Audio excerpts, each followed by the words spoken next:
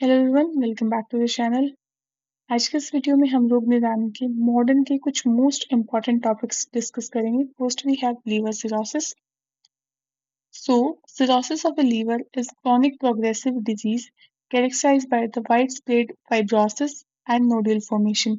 Liver cirrhosis एक ऐसी chronic progressive disease है। मीन्स क्रॉनिक का मतलब होता है जो लॉन्ग टर्म मेंटेन रहती है, जिसकी कंडीशन मीन्स जो लॉन्ग टाइम तक सेम कंडीशन में मेंटेन रहता है एंड डे बाय डे उसकी कंडीशन और भी ज्यादा वर्स होती जाती है, जिसके अंदर आपको क्या देखने को मिलता है कि लीवर सेल के अंदर फाइब्रोसिस मीन्स स्कार का फॉर्मेशन होना स्टार्ट हो चुका है एंड साथ ही साथ नोडुल का फॉर्मेशन भी स्टार्ट हो चुका है।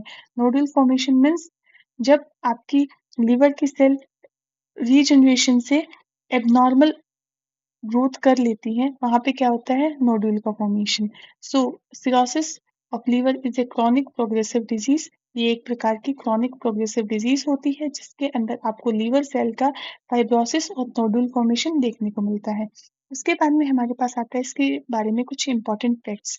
That is the development of cirrhosis is Insidious. Means जो डेवलपमेंट होता है वो स्लोली और ग्रेजुअल होता है। कैसा होता है? स्लोली होता है एंड ग्रेजुअल होता है।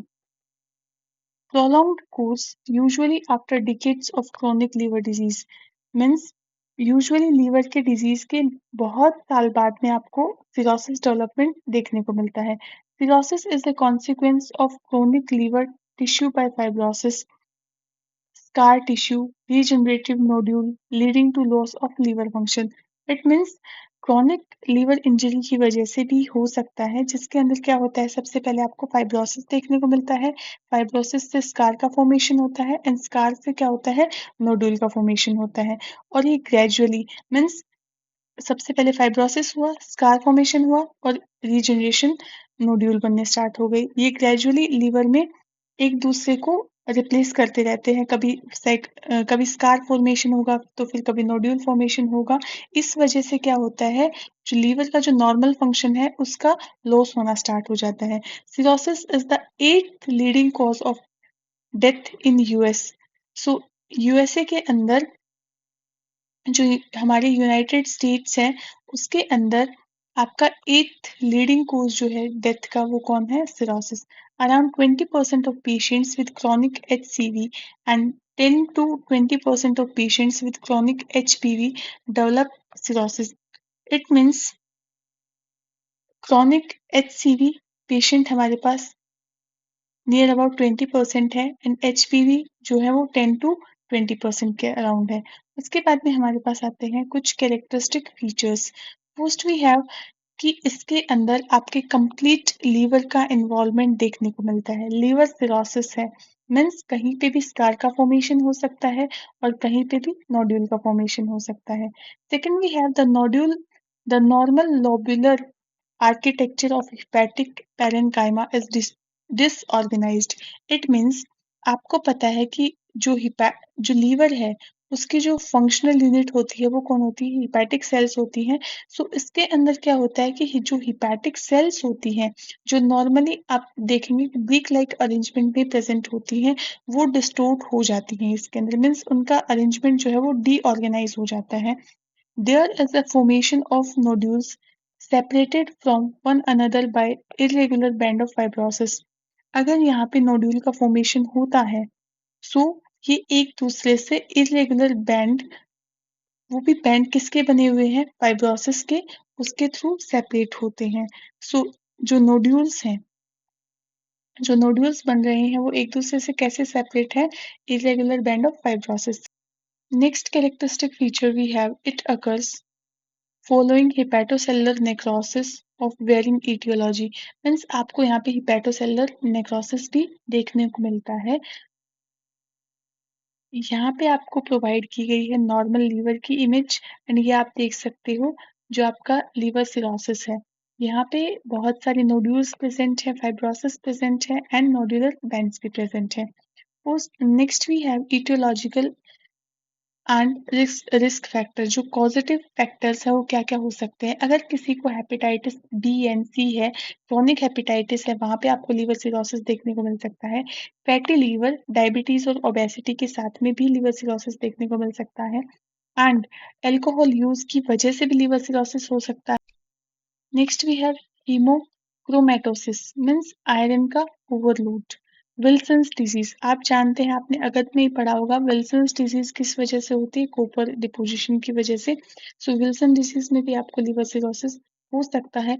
Bird Chiari syndrome, bird Chiari syndrome बहुत इंपॉर्टेंट है यहाँ पे। बर्ड चेरी सिंड्रोम आपको देखने को मिलता है।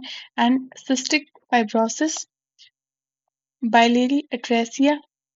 सो बर्ड चेरी सिंड्रोम क्या होता है, सबसे पहले आप ये जानें कि जब हेपेटिक वेन का ऑब्स्ट्रक्शन होता है, उसकी वजह से क्या होता है कि जो ब्लड है वो लीवर से प्रॉपरली ड्रेन नहीं हो पाता है, उस वजह से यहाँ पे डैमेज या फिर कंजेशन की कंडीशन होती है। सिस्टिक फाइब्रोसिस वी हैव कि लीवर की इन्वॉल्वमेंट की वजह से सिरोसिस हो रहा है, या फिर बाइलेरी एट्रेसिया। अब आपको पता है कि बाइल डक्ट प्रॉपरली अगर डेवलप नहीं है या फिर ओपन नहीं होते हैं तो बाइल का फ्लो ऑब्स्ट्रक्ट होगा। सो ऑब्स्ट्रक्शन की वजह से क्या होगा, लीवर के अंदर डैमेज होगा। Autoimmune hepatitis medicines such as acetaminophen and infections such as syphilis and amylo amyloidosis. Next we have pathophysiology. अब इसकी पैथोफिजियोलॉजी क्या होती है, मीन्स कैसे प्रकार से स्टार्ट होता है। सबसे पहले क्या होगा, आपने जब आयुर्वेद की डिजीज पढ़ी होंगी तब भी आपने देखा होगी कि आपने सबसे पहले क्या होता है, निदान का सेवन करना होता है। अब निदान सेवन यहाँ पे क्या होंगे, आपके जो पॉजिटिव फैक्टर्स है वो आप पॉजिटिव फैक्टर्स आए, उसके बाद में क्या होता है, diffuse destruction and regeneration of liver. इनकी वजह से क्या होता है कि आपके लीवर का डीजनरेशन स्टार्ट होता है, सॉरी डिस्ट्रक्शन स्टार्ट होता है, और regeneration means nodule formation start होता है। उसके बाद में नोड्यूल बनेंगे तो फाइब्रोसिस आपको देखने को मिलेगा, formation of fibrous tissue. Destroyed liver cell are replaced gradually by scar tissue. And जो आपकी जो सेल डैमेज हो चुकी है वो ग्रेजुअली स्कार टिश्यू के द्वारा रिप्लेस कर दी जाती है। And necrotic tissue yield fibrosis, और जो नेक्रोटिक टिश्यू है वो फाइब्रोसिस में कन्वर्ट हो जाता है। इस वजह से आपको क्या देखने को मिलता है कि सिरोसिस ऑफ लीवर स्टार्ट हो जाता है। उसके बाद में क्या होता है, सिरोसिस जैसे ही स्टार्ट हुआ तो आपका जो ब्लड फ्लो है वो ऑब्स्ट्रक्ट होगा, लिम्फ और बाइल फ्लो ऑब्स्ट्रक्ट होता है, जिसकी वजह से हिपैटिक इनसफिशिएंसी कंडीशन आपको देखने को मिलती है। अगर मैं आपको इसको सिंपल लैंग्वेज में समझाऊं तो आपने ऐसे याद करना है कि कोई भी कोज होगा जो लीवर को रिपीटेडली डैमेज कर रहा होगा, कोई भी कोज होगा लीवर को डैमेज कर रहा होगा, जिसकी वजह से क्या होता है कि फाइब्रस स्कार बनने लग जाते हैं, फाइब्रस स्कार बनने लग जाते हैं। और जो स्कार टिश्यू है वो नॉर्मल लीवर की स्ट्रक्चर जो होती है उसे डिस्टॉर्ट या फिर डिस्ट्रॉय करना स्टार्ट कर देता है, जिसकी वजह से क्या होता है कि ब्लड, लिम्फ और बाइल का ऑब्स्ट्रक्शन होता है। एंड लास्ट में क्या होता है कि hepatic insufficiency means liver properly काम नहीं कर पाता है। ओके, नेक्स्ट हमारे पास आता है इसके क्लासिफिकेशंस। अब कुछ इटियोलॉजिकल एंड मॉर्फोलॉजिकल बेसिस पे इसको क्लासिफाई किया गया है। इटियोलॉजिकल जो इसके कॉजेज हैं उसके बेसिस पे हमारे पास सबसे पहले आता है अल्कोहल। अल्कोहल की वजह से पोस्ट नेक्रोटिक मीन्स सेल के नेक्रोसिस के बाद में बाइलियरी एंड कार्डियक मीन्स बाइल के ऑब्स्ट्रक्शन की वजह से, जो बाइल डक्ट है उसके फ्लो की प्रॉब्लम की वजह से, या फिर cardiac means chronic cardiac disease की वजह से। उसके बाद में हमारे पास आता है मॉर्फोलॉजिकल। मॉर्फोलॉजिकल में कुछ आती हैं माइक्रो नोड्यूलर मीन्स जिसमें स्मॉल नोड्यूल्स का फॉर्मेशन होता है, मैक्रो नोड्यूलर लार्ज नोड्यूल्स का, एंड मिक्स के अंदर क्या होता है, स्मॉल प्लस में लार्ज नोड्यूल्स दोनों देखने को मिलती हैं। उसके बाद में आपके पास कुछ की पॉइंट्स दिए गए हैं, लाइक अल्कोहलिक सिरोसिस क्या होता है। Alcoholic means mens are more likely to have the alcoholic cirrhosis, mens के अंदर ये ज्यादा कॉमन होता है। Fibrosis occur mainly around central vein. अब ये इंपॉर्टेंट पॉइंट है यहाँ पे कि जो आपका फाइब्रोसिस है वो कहाँ पे होता है, सेंट्रल वेन के अराउंड में होता है या फिर पोर्टल एरिया के अराउंड में होता है। और it is associated with the chronic alcohol abuse. अगर आप लॉन्ग टाइम से अल्कोहल का अब्यूज कर रहे हो, इनटेक कर रहे हो, सो उस वजह से आपको ये देखने को मिलेगा।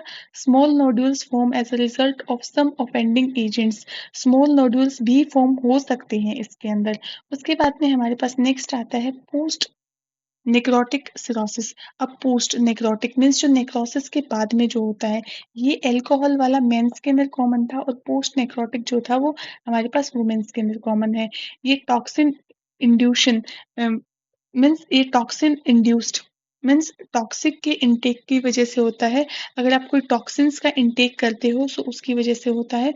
caused by the post acute viral hepatitis, that is the BNC hepatitis की वजह से भी हो सकता है। ये इंपॉर्टेंट पॉइंट है यहाँ पे। और एक आता है broad band of scar tissue.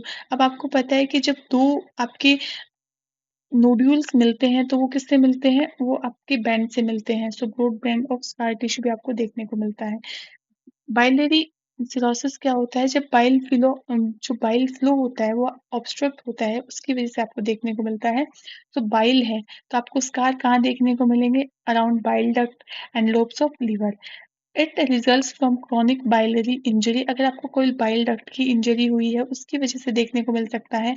And obstruction of intra hepatic and extra hepatic biliary system, या फिर आपका कोई intra hepatic extra hepatic obstruction हुआ है, मीन्स लीवर के अंदर या फिर लीवर के बाहर। Primary biliary cirrhosis and primary sclerosing cholangitis are biliary cause of cirrhosis. Means यहाँ पे आपके कुछ कॉमन कोजेस दिए गए हैं। लाइक जो आपका प्राइमरी कोलिनजाइटिस है वो इम्पॉर्टेंट बाइलरी कोज होता है यहाँ पे। उसके बाद में आपके पास आता है कार्डियोजेनिक सिरोसिस। कार्डियोजेनिक सिरोसिस ये यहाँ पे एक इम्पॉर्टेंट पॉइंट आता है जो आपने नोटिस करना है। First we have it is layer, ये लेयर होता है। And chronic, it is chronic liver disease associated with long term and severe right side heart failure। अब ये कार्डियोजेनिक जो है आपका, कार्डियोजेनिक जो राइट साइड ऑफ हार्ट की वजह से आपको देखने को मिलता है। It is caused by the AV valve disease and constructive pericarditis। So AV valve के डिजीज की वजह से या फिर आपको कंस्ट्रक्टिव पेरिकार्डाइटिस की वजह से आपको ये देखने को मिल सकता है। उसके बाद में हमारे पास कुछ क्लिनिकल मैनिफेस्टेशंस आती हैं। अब ये clinical manifestations means first we have early manifestation. कैसे आप पता लगा सकते हैं, the onset of chronic is insidious. Insidious क्या होता है, मतलब ये स्लोली डेवलपमेंट स्टार्ट होने लग जाता है। और अर्ली सिम्टम आपको क्या देखने को मिलेगा, फटीग देखने को मिलेगा। लेट के अंदर क्या होता है, लेटर सिम्टम्स में भी सीवियर। लेटर में आपको पता है कंडीशन बहुत ज़्यादा वर्स होती जाती है जिसकी वजह से सीवियर सिम्टम्स देखने को मिलते हैं। And result from liver failure, आपका लीवर फेलियर कंडीशन भी हो सकती है अगर आपने बहुत लेट इसका पता लगाया, या फिर पोर्टल हाइपरटेंशन।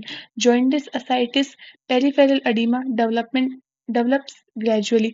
इस कंडीशन के अंदर लीवर सिरोसिस कंडीशन में जॉइंटिस और असाइटिस जैसे डिजीज भी देखने को मिल सकती है। Other symptom include skin lesions and hematological disorders, endocrine disturbance, and peripheral neuropathies. Neurological manifestation, we have the hepatic encephalopathy, peripheral encephalopathy, and astraxis। अब आप जाने कि ये हिपैटिक इंसेफेलोपैथी क्या होती है। लाइक लीवर टॉक्सिन्स को अगर प्रॉपरली क्लियर नहीं कर पाता है तो वो ब्रेन के फंक्शंस को क्या करते हैं, अफेक्ट करते हैं। अब आपको पता है इंसेफेलोपैथी वर्ड जो है आपके वो ब्रेन से रिलेटेड है। ओके, सो इसकी वजह से आपको कंफ्यूजन या फिर आपका ऑल्टर्ड बिहेवियर, कॉन्शियसनेस के चेंजेस कुछ ऐसे देखने को मिलते हैं। पेरिफेरल इंसेफेलोपैथी के अंदर क्या होता है कि ये जब न्यूरोलॉजिकल डिसफंक्शन होता है उस कंडीशन में आपको देखने को मिलता है। एस्टर क्या होता है, ये एक फ्लैपिंग ट्रेमर होता है।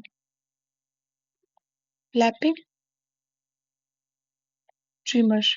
सो फ्लैपिंग ट्रिमर मीन्स पेशेंट के हैंड को एक्सटेंड करने पे आपको जो कैरेक्टरिस्टिक फ्लैपिंग मूवमेंट दिखता है। मीन्स अगर आप पेशेंट के किसी भी हैंड को आप वैसे फॉरवर्ड या फिर फॉरवर्ड आप एक्सटेंड करेंगे तो उसके अंदर आपको ऐसे फ्लैपिंग मूवमेंट दिखेगा, उसके अंदर मूव करता हुआ। ओके, और ये साइन जो होता है ये आपका हिपैटिक इंसेफेलोपैथी के साथ में कनेक्टेड होता है। अब आप क्या करा सकते हैं, यहाँ पे कुछ टेस्ट करा सकते हैं। डायग्नोस्टिक क्राइटेरिया क्या क्या है, फिजिकल एग्जामिनेशन, सीबीसी और liver function test, SGOT, SGPT, ALP, TSB, and USG, liver biopsy, NPT, INR और the serum electrolyte test आप करा सकते हैं. Next we have alcoholic and non-alcoholic liver disease. First we have alcoholic liver disease. So liver condition caused by the excessive alcohol consumption means अगर आप continuously alcohol का consumption कर रहे हैं तो उसके अंदर आपकी जो liver condition होती है उसको हम क्या बोलते हैं alcoholic liver disease. अब इसमें 3 stages होती हैं alcoholic fatty liver, alcoholic hepatitis and alcoholic cirrhosis. उसके बाद next we have risk factors means अगर आप more than 20 years से continuously अगर आप men हैं और आप per day के हिसाब से 75 से 100 ml अल्कोहल इनटेक करते हैं फिर आप अगर आप फीमेल हैं और 25 ml पर डे से आप अल्कोहल इनटेक कर रहे हैं सो ये आपके लिए एक रिस्क फैक्टर हो सकता है. दूसरा आता है pattern of drinking. Pattern of drinking means अगर आपकी क्वांटिटी के अंदर वेरिएशन आता है क्वालिटी के अंदर वेरिएशन आता है वो भी एक रिस्क फैक्टर हो सकता है. फीमेल्स ज़्यादा ससेप्टेबल होती हैं and hepatitis C infection and genetic factors polymorphism in enzymes. Next we have complications. So what are the complications of alcohol liver disease?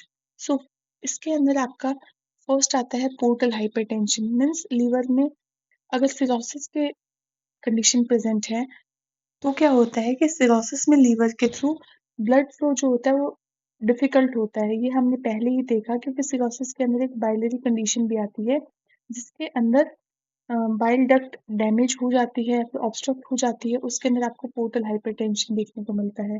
दूसरा आता है कोगुलोपैथी. कोगुलोपैथी मीन्स लीवर के अंदर जो क्लूटिंग फैक्टर्स है अगर वो प्रॉपरली सिंथेसाइज नहीं हो रहे हैं तो उसके अंदर आपको ब्लीडिंग ज़्यादा देखने को मिल सकती है. और हाइपो एल्यूमिनेमिया मीन्स आपको पता है कि एल्यूमिन जो है लीवर के अंदर सिंथेसिस होता है अगर वहाँ पे प्रोडक्शन कम हो गया सो आपको ये कंडीशन देखने को मिल सकती है. एंड हेपेटोसेलुलर कार्सिनोमा और अल्कोहल लिवर डिजीज की वजह से आपको कैंसर भी देखने को मिल सकता है. उसके बाद में हमारे पास आते हैं इसके डायग्नोसिस. अब डायग्नोसिस आप कैसे करेंगे? आप सीबीसी करवा सकते हैं liver function test and CT MRI and liver biopsy. तो उसके पहले हमने डिस्कस जो करना था दैट इज द आपके ये जो 3 स्टेजेस दी गई हैं अल्कोहल फैटी लीवर. सो अल्कोहल फैटी लीवर क्या होता है एसिम्प्टोमेटिक होता है नॉन स्पेसिफिक सिम्टम्स देखने को मिलते हैं मीन्स कोई स्पेसिफिक सिम्टम्स नहीं देखने को मिलते हैं. बट अल्कोहलिक हेपेटाइटिस के अंदर हेपेटाइटिस हो रहा है तो उसके साथ में जॉइंडिस हो गया फीवर हो गया abdominal pain and tenderness nausea vomiting loss of appetite fatigue weakness hepatomegaly hepatitis and confusion भी आपको देखने को मिल सकता है. लिवर सिरोसिस के अंदर भी सम अबाउट आपको हेपेटाइटिस जैसी ही चीजें देखने को मिलती है like jaundice fatigue and weakness pruritus spider angiomas like जो आपके वेन्स वगैरह हैं जो आर्टरीज वगैरह है वो स्पाइडर नुमा फॉर्म में हो जाती है. स्पाइडर मीन्स जाल की फॉर्म में प्रेजेंट होती है. और Palmer arrhythmia ascites peripheral oedema gynaecomastia and hepatic encephalopathy. और क्लबिंग ऑफ फिंगर्स जो है वो यहाँ पे एक इम्पॉर्टेंट फीचर आता है. ओके तो ये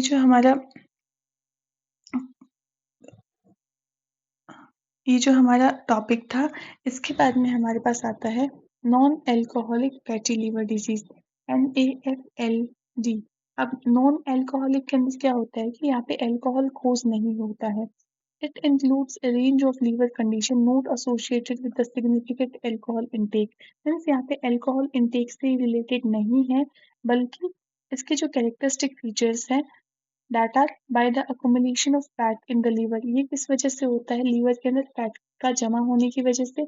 It include non-alcoholic fatty liver and non-alcoholic steatohepatitis. Okay. सो इसके अंदर क्या होता है कि जो बेसिक कोज होते हैं आपके जो रिस्क फैक्टर हैं वो है आपके ओबेस होना. अगर आपकी ओबेसिटी ज़्यादा है सो ओबेसिटी की कंडीशन में भी नॉन अल्कोहलिक लिवर डिजीज आपको देखने को मिल सकती है फैटी लीवर डिजीज और मेटाबॉलिक सिंड्रोम। जेनेटिक फैक्टर्स भी हो सकते हैं, अगर फैमिली हिस्ट्री है तो उस वजह से भी आपको देखने को मिल सकता है। एंड साथ ही साथ एनवायरमेंटल फैक्टर्स भी हैं एंड मेडिकेशंस भी हैं। अगर आप कोई भी कॉर्टिकोस्टेरॉइड्स ले रही हैं सो उस वजह से भी आपको ये डिजीज हो सकती है। उसके बाद में हमारे पास आता है पैथोलॉजी। अब पैथोलॉजी के अंदर क्या होता है कि insulin resistance and metabolic dysfunction means insulin insulin resistance हुआ, साथ ही साथ में मेटाबॉलिक डिसफंक्शन हुआ। उससे क्या होता है कि अगर मेटाबॉलिक डिसफंक्शन हो गया, मेटाबॉलिज्म नहीं हो रहा है, तो फैट का अकुमुलेशन स्टार्ट हो जाएगा, मीन्स फैट वहां पे इकट्ठा होना स्टार्ट हो जाएगा, जिस वजह से क्या होगा, जिस वजह से दो चीजें देखने को मिलेगी, एक होगा इन्फ्लामेशन, एक होगा ऑक्सीडेटिव स्ट्रेस कंट्रीब्यूट। सो इन्फ्लामेशन हुआ, वहां पे फैट एक्यूमुलेट होने की वजह से क्या हुआ, इन्फ्लामेशन हुआ, और उसके बाद में क्या देखने को मिला, लीवर डैमेज मीन्स लीवर की इंजरी हुई, और इंजरी के बाद में क्या होता है, फाइब्रोसिस मीन्स स्कार का फॉर्मेशन होना, और लास्ट में क्या आ जाता है अपने पास, सिरोसिस। प्रोग्रेशन कैसे होता है, देखो सबसे पहले आपको होती है मेनली जो फैट अक्यूमुलेट होता है वो स्टार्ट होता है, उसके बाद में आपको देखने को मिलती है, फैट अक्यूमुलेशन के बाद में आपको हिपेटोसेलुलर इंजरीज देखने को मिलती हैं, इन्फ्लामेशन या फिर सेल इंजरी देखने को मिलती है, लास्ट में क्या होता है, आपका सिरोसिस होता है। तो उसके जो हमारे पास ये जो क्लिनिकल मैनिफेस्टेशंस हैं, ये क्या क्या प्रेजेंट है, that is the asymptomatic in early stage में आप पता ही नहीं लगा सकते हैं कि ये non alcoholic fatty liver disease है। फटीग देखने को मिलेगा, abdominal discomfort and hepatomegaly. Complications क्या है, liver failure, sepsis, and we have the insulin resistance and hypertension. Diagnostic criteria we have medical history आपने देखनी है, physical examination करवा सकते हैं, and lab test CBT, LFT, lipid profile, FPS and HbA1c, imagining CT, MRI and liver biopsy. उसके बाद में एक इम्पॉर्टेंट डिजीज आती है, दैट इज द जॉइंडिस। अब jaundice is the yellowish discoloration of skin, sclera and mucous membrane due to the hyperbilirubinemia and deposition of bile pigment. अब jaundice क्या होता है, जॉइंडिस आपका येलोइश डिस्कलरेशन होता है। Yellowish discoloration means yellow colour होना, किसका, स्किन का, स्क्लेरा का, म्यूकस मेम्ब्रेन का। अभी होता क्या है, जब आपकी स्किन के अंदर हाइपर बिलिरुबिनेमिया मीन्स जब जो बिलिरुबिन पिगमेंट है वो ज्यादा कंडीशन के अंदर डिपॉजिट होना स्टार्ट हो जाता है, सो या फिर बाइल पिगमेंट्स का डिपॉजिट होना स्टार्ट हो जाते हैं आपकी स्किन के अंदर, तो उसकी वजह से क्या देखने को मिलता है, येलोइश डिस्कलरेशन। अब clinically detectable as plasma bilirubin exceeds more than 3 milligram. अगर प्लाज्मा बिलिरुबिन आपका मोर देन 3 मिलीग्राम हो चुका है, तो ये आप डायग्नोस कर सकते हैं कि जॉइंटिस हुआ है। ये एमसीक्यू क्वेश्चन हो सकता है। उसके बाद में आती है इसकी एपिडेमोलॉजी, मीन्स कभी कभी आप न्यूबॉर्न में देखेंगे या फिर ओल्डर अडल्ट में ये कॉमनली आपको देखने को मिलता है, और about 20% of newborn develop as in jaundice. अब आप को पता लगता है कि मोर देन जो नियर अबाउट 20% न्यूबॉर्न है उनमें जॉइंटिस की कंडीशन देखने को ही मिलती है in the first week due to the immature hepatic congestion. और ये होता किस वजह से है, इमेच्योर हिपैटिक कंजेशन की वजह से होता है, मीन्स हिपैटिक आपके लीवर का डेवलपमेंट अच्छे से नहीं हुआ है, उस वजह से ये देखने को मिलता है। Viral hepatitis A is the most frequent cause. अब जॉइंटिस का क्या इंपॉर्टेंट कोज होता है, वायरल हेपेटाइटिस ए, वो भी किसके अंदर, स्कूल एज चिल्ड्रंस के अंदर। कॉमन डक्ट स्टोन, अगर आपको कॉमन डक्ट स्टोन है या फिर अल्कोहलिक लिवर डिजीज है, अब आपने देखा था इसके 3 कैटेगरी थे, तीनों में दो में आपको जॉइंटिस मेंशन किया गया था, and neoplastic jaundice occur in the middle age and the older patients. Now we have classification. One, we have the pre-hepatic, exam point of view से इम्पोर्टेंट है। प्री-हेपेटिक को हम हीमोलाइटिक जॉइंटिस भी बोलते हैं, and second is the hepatic. अब hepatic से याद रखना कि इसको क्या बोलते हैं, हिपैटोसेलुलर। पोस्ट हिपैटिक से ओ से याद रखना कि इसे ऑब्स्ट्रक्टिव जॉइंटिस भी बोलते हैं। आइए समझिए कि प्री हिपैटिक होता क्या है। अब प्री हिपैटिक क्या होता है, प्री मतलब कि पहले, अब मीन्स क्या होता है कि लीवर से पहले, यानी प्रॉब्लम लीवर तक पहुंचने से पहले से ही स्टार्ट हो चुकी है। सो इसके अंदर क्या होता है, यहाँ पे समझते हैं। सो इसके अंदर क्या होता है कि आपकी आरबीसी जो होती हैं, आरबीसी जो होती है वो एक्सेसिव अमाउंट में डिस्ट्रॉय होती हैं। एक्सेसिव अमाउंट में अगर डिस्ट्रॉय हो रही हैं, सो उसकी वजह से क्या होगा, हीमोलाइसिस होगा। अगर हीमोलाइसिस है मीन्स आरबीसी ज़्यादा डिस्ट्रॉय हो रही हैं, तो हीमोलाइसिस भी ज़्यादा होगा और हीमोलाइसिस ज़्यादा होगा तो आपको पता है कि जब आरबीसी टूटती है तब क्या बनता है, हीम प्रोटीन प्लस में ग्लोबिन। अब उसके फर्दर ब्रेकडाउन से क्या बनता है, आपका बिलीरुबिन। तो अनकॉन्जुगेटेड बिलीरुबिन प्रेजेंट रहेगा, अनकॉन्जुगेटेड बिलीरुबिन जो कि जो अनकॉन्जुगेटेड बिलीरुबिन होता है उसका कॉन्जुगेशन कहाँ होता है, तो लीवर की कॉन्जुगेशन कैपेसिटी से ज़्यादा जो अनकॉन्जुगेटेड होता है वो हमारे पास कॉन्जुगेट कहाँ होता है, लीवर के अंदर होता है। सो उसके अंदर क्या है कि जो लीवर की कॉन्जुगेशन की कैपेसिटी है मीन्स उसे ज्वाइन करने की कैपेसिटी है वो भी धीरे धीरे कम होने लग जाती है क्योंकि इतना ज़्यादा हीमोलाइसिस हो रहा है, वो कॉन्जुगेट कर ही नहीं पा रहा है, जिसकी वजह से क्या होता है, प्री हिपैटिक जॉइंटिस क्रिएट होता है। अब देखो ये आपको हेरिडेटरी स्फीरोसाइटोसिस के अंदर देखने को मिल सकता है या फिर आपको कोई भी sickle cell anaemia, beta thalassaemia जैसे डिजीज है and G6PD deficiency infection like malaria and clostridium welchii, ये इंपॉर्टेंट है यहाँ पे, इसका इन्फेक्शन हुआ तो या फिर मिसमैच ट्रांसफ्यूजन्स हुए। नेक्स्ट हमारे पास आता है हिपैटोसेलुलर जॉइंटिस। अब हिपैटोसेलुलर जॉइंटिस के अंदर क्या होता है कि जब अब हिपैटोसेलुलर है मीन्स दिक्कत कहाँ है, लीवर के अंदर ये है।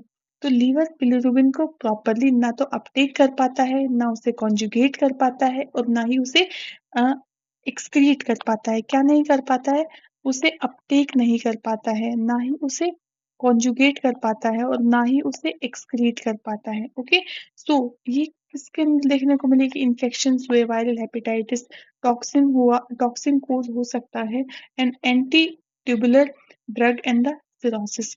उसके बाद में हमारे पास आता है पोस्ट हिपैटिक जॉइंटिस। अब post hepatic jaundice means liver के बाद में, पोस्ट मतलब बाद में, तो ये आप एक प्रकार का ऑब्स्ट्रक्टिव जॉइंटिस है मीन्स जो बाइल फ्लो है उसका ऑब्स्ट्रक्शन हो चुका है। तो ये किस किस कंडीशन में देखने को मिल सकता है, कोई इन्फ्लामेटरी डिजीज लाइक स्टोन की कंडीशन प्रेजेंट है या फिर neoplastic CA head of pancreas and neoplasm of bile duct, gallbladder, congenital atresia, and pregnancy with cholestasis.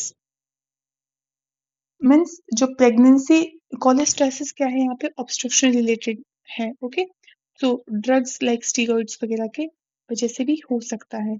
अब देखो यहाँ पे क्या होता है, ये जो पूरा बिलीरुबिन का मेटाबॉलिज्म है ये भी जान लीजिए आप कि आपके पास क्या आता है, ब्लड जब आरबीसी सेल टूटती है तो अनकॉन्जुगेटेड बिलीरुबिन बनता है जिसका कॉन्जुगेशन कहाँ होता है, लीवर के अंदर होता है। सो लीवर का काम क्या होता है, इसे कॉन्जुगेट करना। अगर लीवर के अंदर कॉन्जुगेशन लीवर के अंदर कॉन्जुगेशन होता है, उसके बाद में क्या होता है, ये बाइल के थ्रू इंटेस्टाइन में भेजा जाता है, जहाँ पे इसे यूरोबिलिनोजन में कन्वर्ट किया जाता है। यूरोबिलिनोजन से बनता है स्टर्बोबिलिन जो कि फेसेस को कलर देता है आपके, और यूरोबिलिन बनता है जो कि यूरिन को कलर देता है। उसके बाद में हमारे पास आता है साइन एंड सिम्टम्स। अब आपको पता है जॉइंटिस है, तो जॉइंटिस के अंदर आपको yellow discoloration of skin and mucosa membrane देखने को मिलता है, लाइट कलर्ड स्टूल होता है, dark coloured urine and itching of the skin, nausea, vomiting, abdominal pain, fever, weakness, loss of appetite, headache, confusion and swelling of leg and the abdomen। Neonatal jaundice क्या होता है, जब jaundice appear होता है neonate के अंदर means newborn के अंदर, with when the total serum bilirubin is more than 3 mg per dl, और जब सीरम एल्ब्यूमिन कितना होता है, मोर than 3 mg per dl। It may be result of the unconjugated. अब आपको पता है जॉइंटिस है, तो जॉइंटिस किस वजह से होता है, अनकॉन्जुगेटेड या फिर कॉन्जुगेटेड हाइपर बिलिरुबिनेमिया की वजह से। ओके, उसके बाद में हमारे पास आता है कुछ कुछ इसके इम्पोर्टेंट लाइक सिंड्रोम्स प्रेजेंट हैं यहाँ पे। So first we have Gilbert syndrome. अब गिलबर्ट सिंड्रोम क्या होता है, most common familial jaundice and ये किस वजह से होता है, ड्यू टू द conjugation और द impaired hepatic intake। अब देखो ये आपने ये लर्न करना है कि ऑटोसोमल डोमिनेंट होता है गिलबर्ट सिंड्रोम। नेक्स्ट हमारे पास आता है सल्जर नाइजर सिंड्रोम टाइप 1 ये ऑटोसोमल रिसेसिव होता है। ओके, इतना ही लर्न करना है आपने। उसके बाद में हमारे पास आता है सिल्जर नेजल सिंड्रोम टाइप 2, ये ऑटोसोमल डोमिनेंट है। And Dubin Johnson syndrome autosomal recessive होता है। इसे ब्लैक लिवर डिजीज भी कहा जाता है। ओके, ब्लैक लिवर होता है इसके अंदर बाइल पिगमेंट के अक्यूमुलेशन की वजह से, ये इंपॉर्टेंट है। और रोटर सिंड्रोम के अंदर क्या होता है, ऑटोसोमल रिसेसिव होता है and no brown pigment in the liver cell.